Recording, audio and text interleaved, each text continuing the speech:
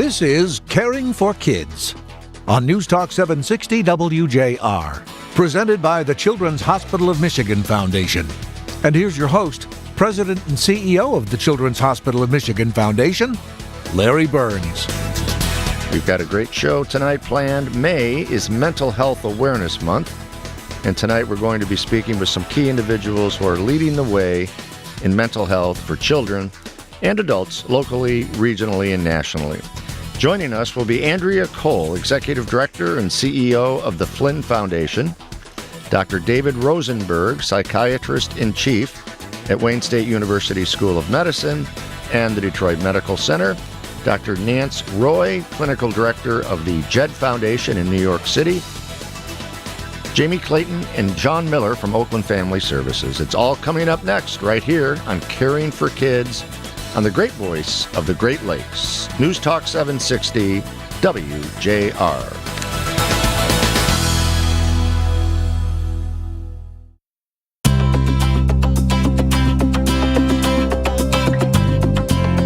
It's Caring for Kids with Larry Burns. Andrea Cole is the Executive Director and CEO of the Ethel and James Flynn Foundation, a position she has held since 2008. She has over 25 years of experience in philanthropy and currently serves as a member of the National Grantmakers in Health Affinity Group, CMF Health Funders Affinity Group, and Wayne State University School of Medicine Board of Visitors. Andrea, welcome to Caring for Kids. Thank you for having me, Larry. Delighted to have you. And I mentioned earlier to our listeners that May is Mental Health Awareness Month, and so how fitting it is to have you on our show. So thank you. You're welcome. And mental health is the number one focus of the Flynn Foundation. And can you give our listeners an overview of the Foundation's mission and anything else to start with that you want people to know about? Sure. So the Flynn Foundation is a Detroit-based grant-making foundation, and our sole mission is improving mental health services for people in Southeast Michigan. And we do this primarily through advancing best practice treatment programs. So what that means, Larry, is we partner with providers and organizations to advance treatment programs that we know work, but aren't yet available in the community. And we also work to raise mental health awareness. And so May, being Mental Health Awareness Month, is sort of a special month for the foundation. And you know, mental health, fortunately, I think, is being discussed more often, which is a good thing. And in your opinion, what are some of the major barriers that people face when dealing with mental health? And then maybe a follow-up is how the Flynn Foundation working with the community to try to overcome those barriers. So, Larry, the two biggest barriers are really what helps us to shape our work. So one of them being access to mental health services.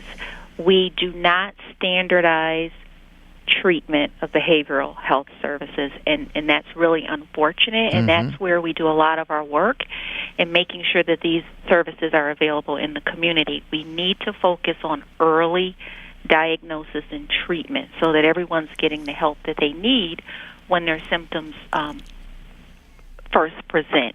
So that's one thing, having access to early intervention. Yes.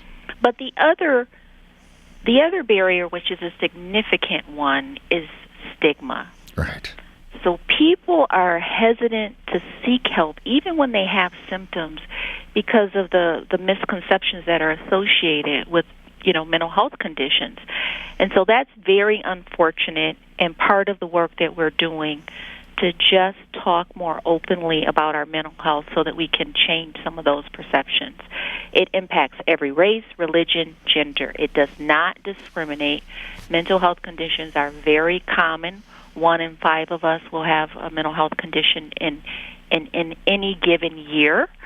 So it's more common than we realize, and the treatable nature. We have to have these conversations so that we're talking about our mental health and we're comfortable seeking help, and also that help is available when we need it. Absolutely. And we're talking with Andrea Cole, CEO of the Flynn Foundation right here in Detroit.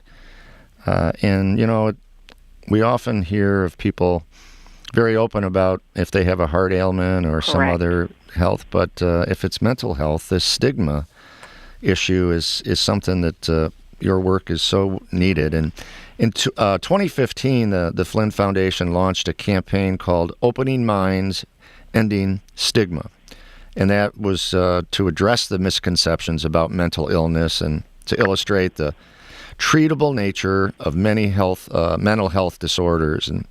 And both of those things are so important, the misconceptions and the fact that they're treatable. And can you give our listeners an update on that campaign, please? Sure. So, Larry, as you mentioned, we started in 2015, 3 years ago, and we started off small. Our foundation produced 2 awareness videos, and we did target Mental Health Month, which is May, as well as September, which is Suicide Prevention Month. So we produced the 2 videos, and they aired in the Detroit market only. Luckily for us, in 2016, the Michigan Department of Health and Human Services partnered with us to take this campaign statewide so that the videos are seen in the 4 major markets in the state of Michigan, but also we have a big media campaign behind it. We have a presence on social media, radio, cable, Spotify, all of the mediums that young people listen to. The campaign is really targeted toward young people between the ages of 14 and 25 because we know that most mental health conditions start to develop by the time someone's 24. Yet we don't do a really good job with that age group.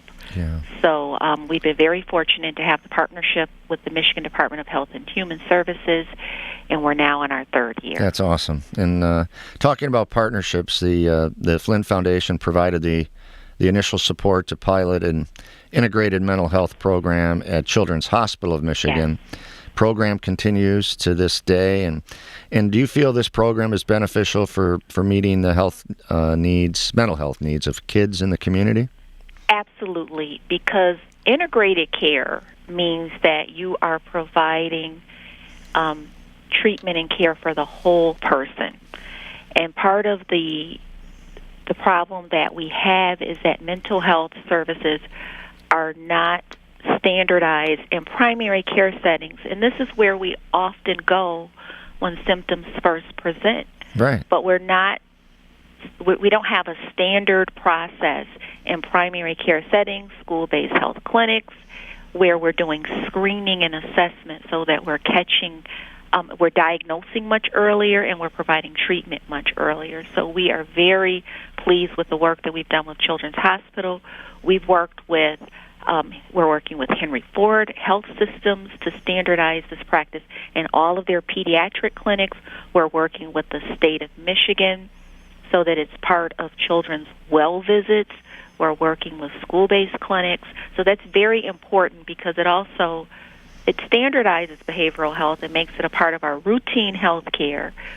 And it also addresses stigma because it normalizes care. Yeah, absolutely. Right? And it's just part of the conversation that we have about our overall health. Yes. So we're very happy about the work in that area, and we're going to continue to do that work. That's great work and great partners. And you and I met recently, and I indicated that our Children's Hospital of Michigan Foundation have now established our first ever funding priorities. And mental health is now a focused area for our support. So, boy, I am looking forward to a bright future with you and the Flynn Foundation, I hope, to deal with mental health issues in kids of all ages. And I also mentioned to you when we talked that I spent 27 years in higher education and was so alarmed at so many young kids coming into college with some behavioral issues or some mental health issues, and that really concerns me, and I'd like to get involved in that too. But what do you think some of the areas of greatest need are for children and their families dealing with mental health issues in our community? So first, Larry, I want to say that I am so excited about having you as a partner all of us working together can really make a difference. And so one of the things that we're doing is working with colleges across the state, and I've partnered with three other foundations, and hopefully Children's Hospital can be a partner with us on that. Well, absolutely. Count us in. One other thing that we did is we entered into a partnership with Metro Parent Magazine, so that we're helping raise awareness among parents so they can notice the signs when their children need help. Yes. But also, I can't stress enough, early intervention. And you're leading the way at the Flynn Foundation. So, Andrea Cole, thank you very, very much for being on Caring for Kids. Absolutely, and it was a pleasure speaking with you, and I look forward to working with you. Absolutely, and a strong partnership is ahead of us. Thanks, and have a great day. Alrighty, thanks a lot. Bye-bye. That was Andrea Cole, Executive Director and CEO of the Flynn Foundation. And coming up next, we'll hear from Dr. David Rosenberg, who has received national attention recently for his work in pediatric mental health when Caring for Kids continues here on the great voice of the Great Lakes, News Talk 760 WJR.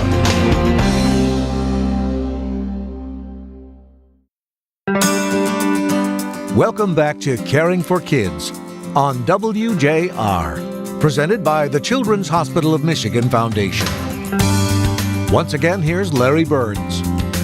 Dr. David Rosenberg is psychiatrist-in-chief at Wayne State University School of Medicine and the Detroit Medical Center. Dr. Rosenberg's work has been featured on ABC's 2020 and is often sought out by national media as an expert on the issues of child psychiatry.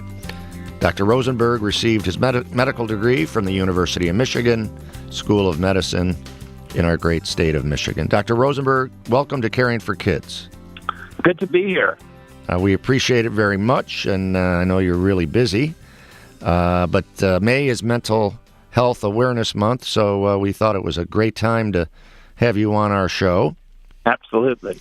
And our Children's Hospital of Michigan Foundation is proud to partner with you on several of your and your colleagues' research projects.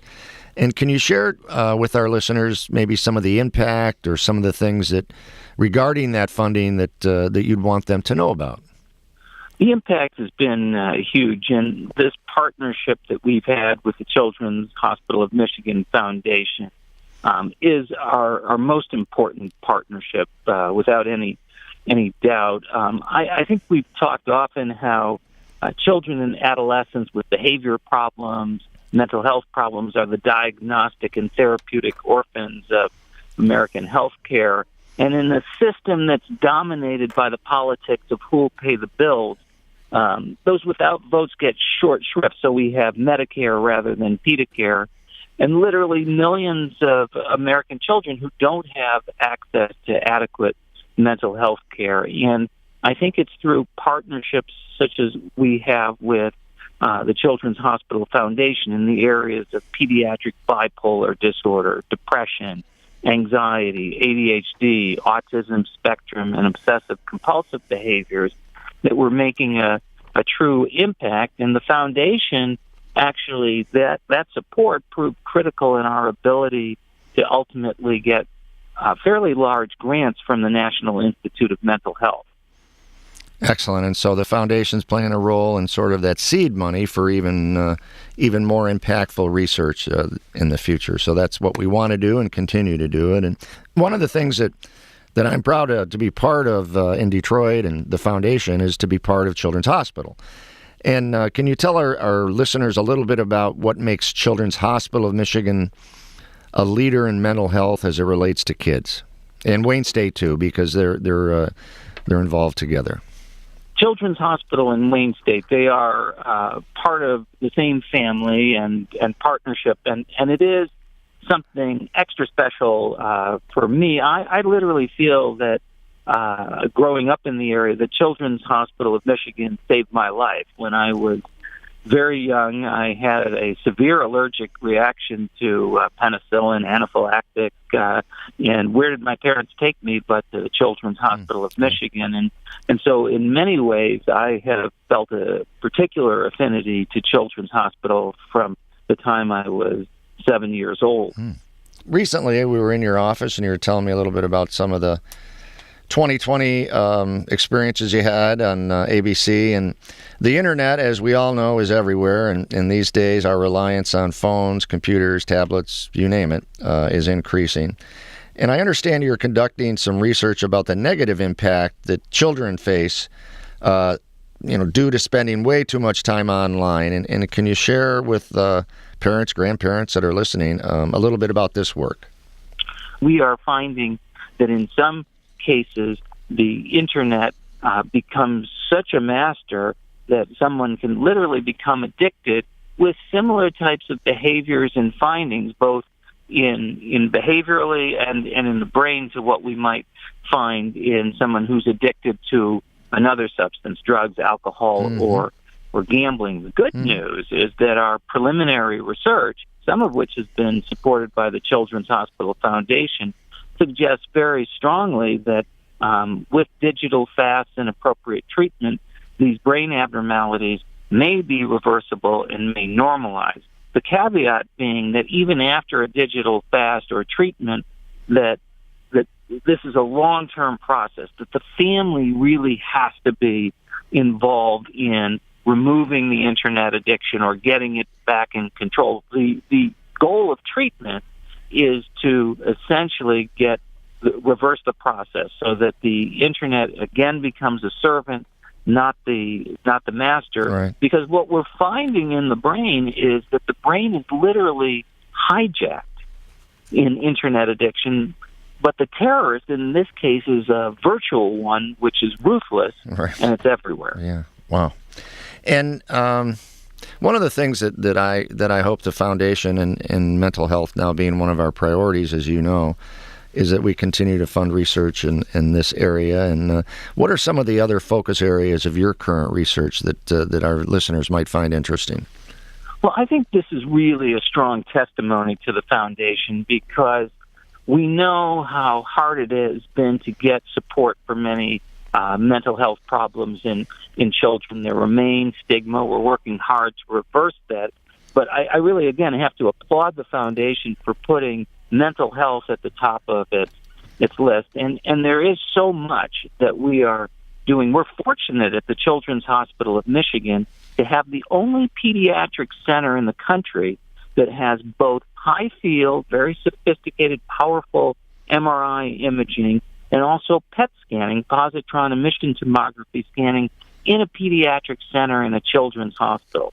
Other places have this type of technology, but it's only in Detroit, only at the Children's Hospital of Michigan, that you'll find this in a pediatric center. Right. Not in Los Angeles, not in New York, not in Boston. You have to come to Detroit.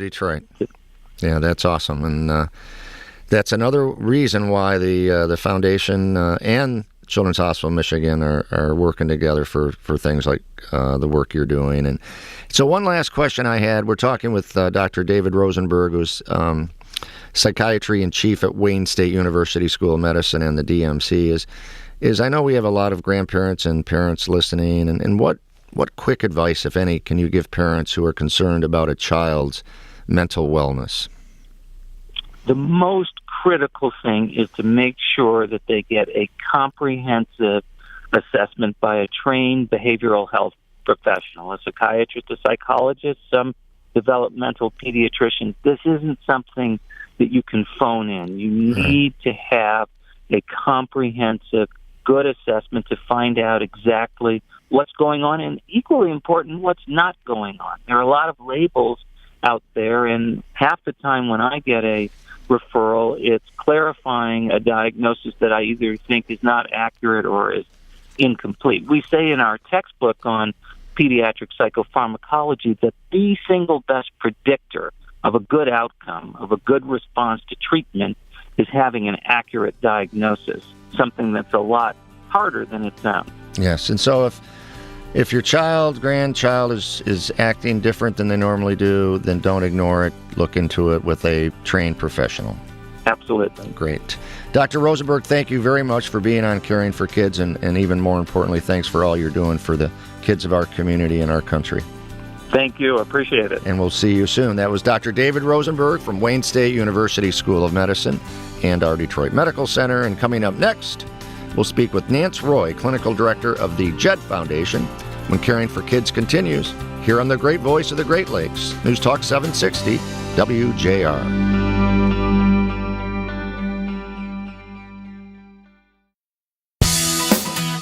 Dr. Nancy Roy serves as the Clinical Director of the JED Foundation and is an Assistant Clinical Professor at the Yale School of Medicine, Department of Psychiatry. Dr. Roy is a Senior Advisor for the National College Depression Partnership and has been actively involved in college strategic planning initiatives focusing on delivery of care on college campuses. Dr. Roy received a Bachelor of Science degree from the University of Rhode Island, a Master's degree from the University of North Carolina, and a Doctor of Education from Harvard University. Dr. Roy, welcome to Caring for Kids. Thanks for having me. Appreciate it. And I spent 27 years in higher education, so I know how very, very important it is to do the work that you and your foundation is doing. And so I commend you for that. For our listeners who aren't quite as familiar with the JED Foundation, can you give us a little bit on the mission and how things are going? JED Foundation is going on 16 years. Started by a couple, Donna and Phil Satow, whose son Jed died by suicide when he was in college. And he really came away from that experience after talking with folks on campus about what was being done around these issues, with a sense that not a whole lot was being done. And so, coming out of an unfortunate tragedy, they started the foundation to really hone in on what, in particular, colleges could do to better protect the emotional well-being of college students. Since then, I would say that the foundation has grown and expanded to really that same mission for teens and young adults, even prior to college. I saw that you recently announced the launch of a new emotional health resource focused on college prep for teens and their families and educators. It's called Set to Go. Can you share with our listeners a little bit about Set to Go and why launching this new program was deemed so important? Well, yeah, so Set to Go is the program, which is really our newest initiative and is a website-based toolkit for parents, students, and families, and administrators at schools. Right. Really heavily focused on resources for the students themselves and focused primarily on 11th and 12th graders, although the information is relevant for younger ages as well, freshmen and sophomores. And really the focus of Set to Go is looking at the transitional issues for students as they leave high school, as they transition from high school either to college or to adult life in general. And so I would say that in part Set to Go was born out of some of what we're hearing from our college campus partners, where we're hearing at many schools that we work with on college campuses that students are really coming to campus less and less equipped with basic life skills. Resilience is often lacking in significant ways. And so thinking about then how are we going to be in a better position to prepare students for that transition so that when they do get to college and they're needing to really navigate their own way, often for the first time, that they're better prepared. So Set to Go is really aimed at helping them to develop life skills, foster resilience, not just being academically prepared, but almost more importantly, emotionally prepared for the transition to college and independent living. So even basic things like how to manage money, how to manage your time, being responsible to deadlines, how to get enough sleep, how to eat healthily, and really beginning to help students while they're in high school begin to master some of those skills and not wait until they're thrust on their own in college.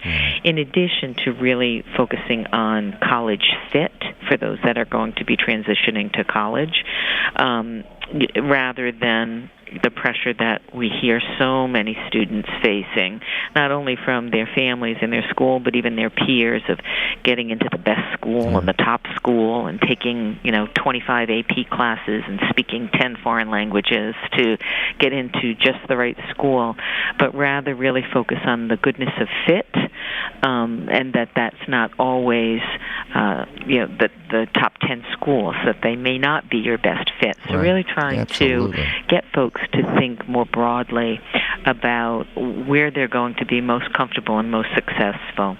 And then lastly, for Set to Go, really focusing on, if you do have a pre-existing emotional health issue, to really think carefully about the transition of care.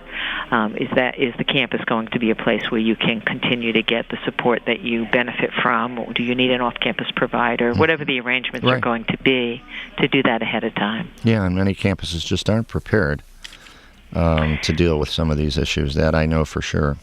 Yeah, and that's our other main program, is the JED Campus program, which is the initiative that I lead more specifically, which is our work with college campuses across the country in helping them to develop a really comprehensive framework that we've put together to best address promoting emotional well-being and preventing suicide and serious substance abuse on campus.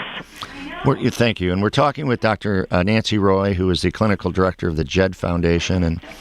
And I know in adults, mental health stigma is still an issue. And is it something that high school and college kids need to deal with as well? I think that we're actually making some progress with teens and young adults around stigma. In some of the research we've done with other partners, they are finding that while there still is stigma, I'm not so Pollyanna-ish to think there's no more stigma around, acknowledging an emotional health issue or reaching out for help. It's decreasing. That students are increasingly more open to naming that they're struggling, helping a friend when someone is struggling, and reaching out for help. That's great. We just did a study where the teens and young adults were very open with one another, very much eager to help a friend. The one place where it sounded like there was still some work to do is helping them to feel comfortable to reach out to an adult when their friend's issue or their own issue was perhaps larger than what they could handle or support as a friend would. Excellent. And one last question, and for the parents, grandparents that are listening to this show, what are some of the signs or symptoms of mental illness that parents and siblings need to be looking for with their loved ones, their youngsters? Yeah, so I think clearly that might vary depending on whatever the emotional issue might be going on. But by and large, the things you really want to look for is any significant change in behavior, attitude, appearance. So things like changes in sleep patterns, changes in appetite, whether or not someone who's usually very active is now being isolative. Any real significant change or departure from the norm would really be the first warning sign. Dr. Roy, thank you very much for being on Caring for Kids, and even more importantly for all the work that you and the JED Foundation are doing. Well, great. Thanks for having us. Appreciate it very much. That was Dr. Nancy Roy, Clinical Director of the JED Foundation. Coming up next, we'll talk with Jaime Clayton and Jeanne Miller from Oakland Family Services when Caring for Kids continues here on the great voice of the Great Lakes, News Talk 760 WJR.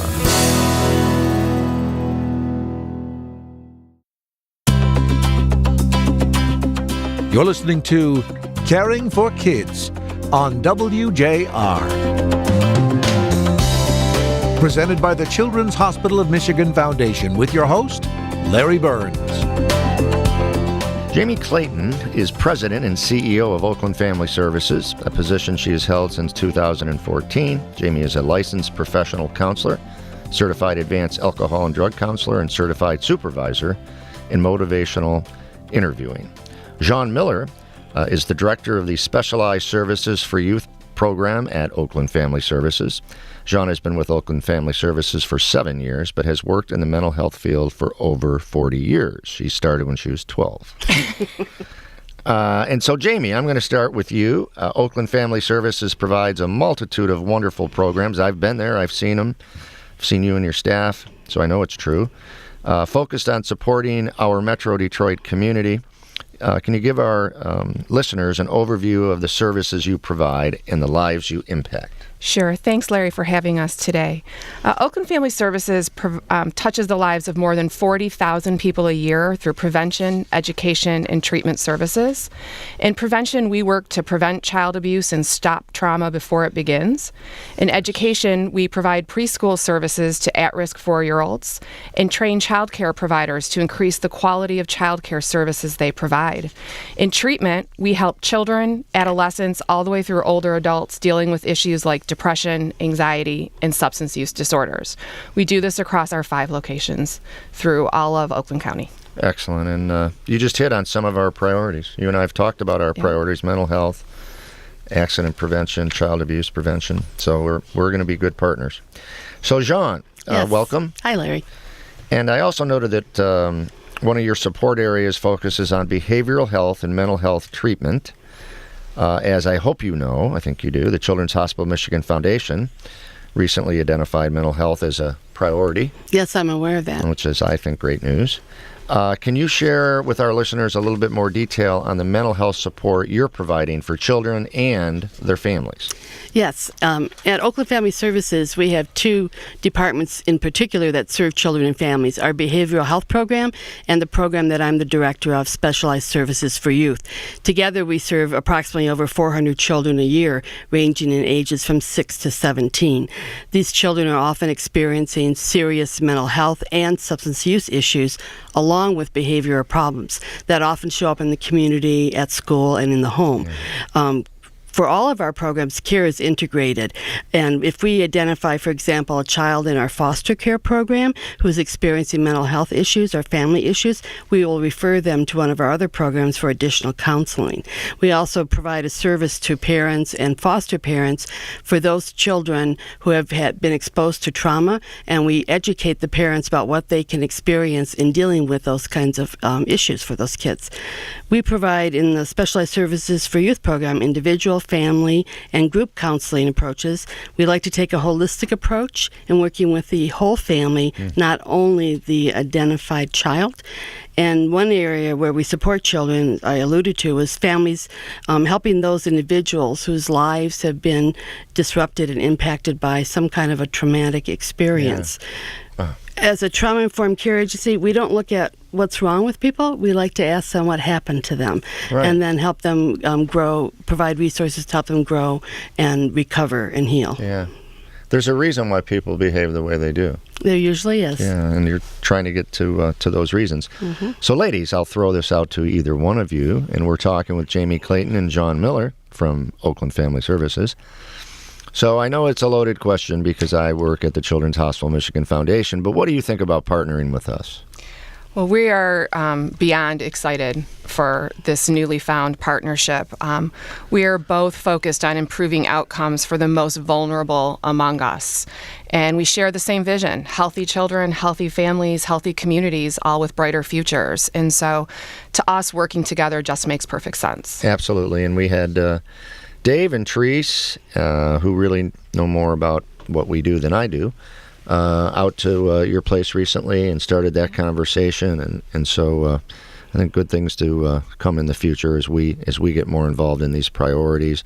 And you mentioned, Jeanne, integrated, and so many of them are integrated. Yes. When we created these priorities, we looked at things that we felt we could partner with others on, things that we could make a difference, and things that had some sort of environmental reason for happening. And so I think you kind of hit on many of those. Yeah, I think the priorities that you identified are very applicable throughout all of the Detroit metropolitan area, and certainly impacts the lives of the children and families that we serve. Yeah, and so one other question I wanted to ask you is, now when I visited you, your office, or the main office, is in Pontiac.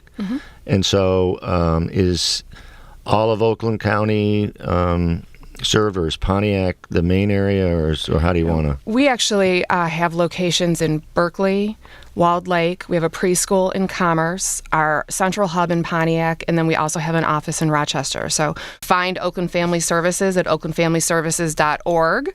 We also are on all of the social media, Facebook, Instagram, Right. Twitter, Good. LinkedIn, Pinterest, YouTube, and you can stay up to date on agency news. And we do have informational tours that are open to the public, and you can find a link to those on our website. And it is really a snapshot in an hour of our mission and the work and the impact that we have. Great. That website one more time? oaklandfamilyservices.org. That makes perfect sense. Ladies, thank you very much for all you're doing. I look forward to working with you in the future and having you back on the show. And this partnership is something that really excites me, so thank you. Thank you for having us. Thanks. That was Jamie Clayton and Jeanne Miller from Oakland Family Services. Joining us now is Bob Visconti. He's creator and co-founder of the Detroit Wine Organization. And Bob's going to share some exciting news about a partnership that's new with the Children's Hospital of Michigan Foundation, the Detroit Wine Organization, and a very, very cool event coming up. So, Bob, welcome. Thank you very much for having me, Larry. And appreciate all you're doing. And so tell us about this new event.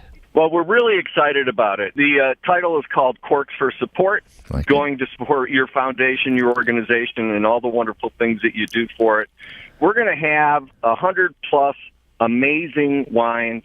We're going to have live music. We're going to have a silent auction. We're going to have 15-plus restaurants that are also participating. Kroger is our key sponsor, but on a wonderful note, we've got a number of other sponsors that have brought some stuff to the table. We're hoping to be able to have somewhere in the neighborhood of 400 to 500 people attend, and it's just going to be a beautiful fundraising event. Larry, our mantra is fun, education, and contribution. Got it. I like it. On a wonderful note, we've raised over $1 million since we started. Over $1 million. We have. Wow. And wow, congratulations and thank you for all that. And I know we're today I just sent out a massive email to our trustees and our advisors. I'm spreading the word on social media to get people out here not only to have a great time, but to help support a great cause and a great organization. Now, for more information on this great event, I know the website is DetroitWine.org. That's easy. DetroitWine, one word, .org. And you'll find more information. And we also have it on our Children's Hospital of Michigan website as well. And I want to thank you again, Bob Visconti, for doing what you do and for raising over $1 million and for bringing Children's Hospital of Michigan Foundation into your team.